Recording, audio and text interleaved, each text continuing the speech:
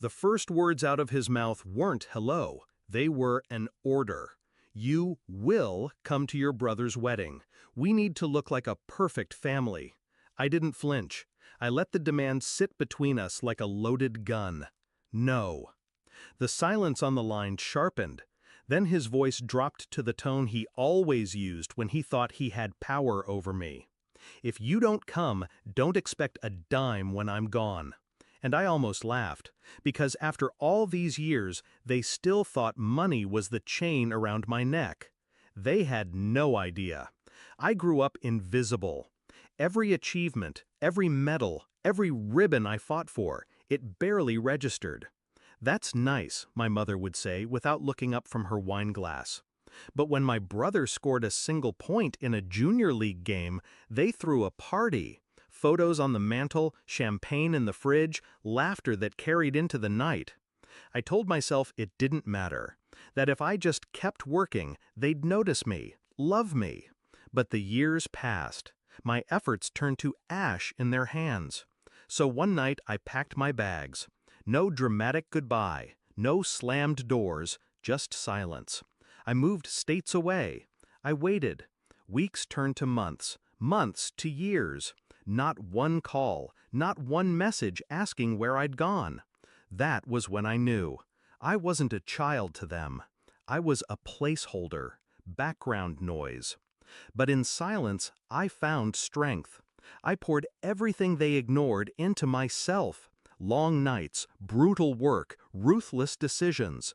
Startups that failed, investments that hit, calculated risks that built into an empire.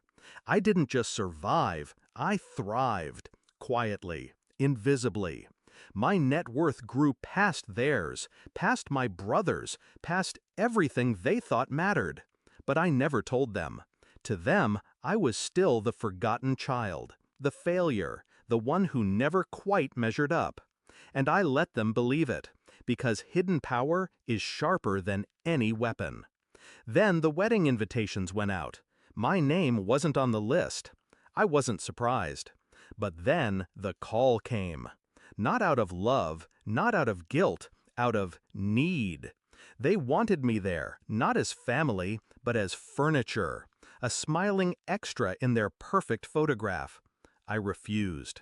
That's when my father unleashed his threat. Disinheritance, legacy, shame. All the words he thought would break me. I didn't raise my voice. I didn't argue. Do what you want, I said. I don't need your money. For the first time in my life, I heard him hesitate. But I wasn't finished. They wanted a performance. I'd give them one. On my stage, on my terms. A week before the wedding, I mailed a single package to my brother. Inside, a check. Not small, not symbolic. Big enough to buy their entire venue outright. Signed in my name. No note, no explanation. Just numbers. I knew exactly what would happen. My brother would open it. He'd show it to them. My parents' faces would collapse under the weight of reality. The child they ignored, the one they dismissed, the one they threatened, had outbuilt them, out-earned them, outlasted them, all without their help. The day of the wedding, I wasn't there, but I can imagine the scene. My father, stiff in his tuxedo, trying to force a smile while whispers ripple through the crowd. Guests asking about the absent sibling, the mysterious check, the imbalance that couldn't be ignored.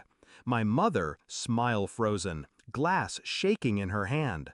And my brother, the golden child, standing at the altar while the shadow of the forgotten one stretched long across his perfect day.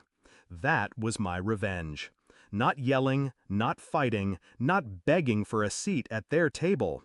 No, I built a higher table, and they weren't invited.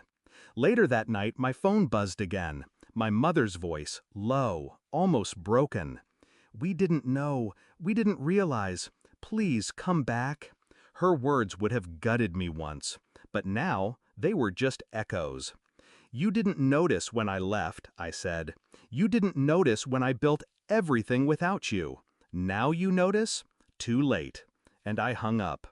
Revenge doesn't always come in fire and fury. Sometimes it's colder, cleaner. It's the silence when they expect a scream, the absence when they expect obedience, the success they never believed you were capable of. My father thought he could cut me off, but the truth is, I had already cut them out.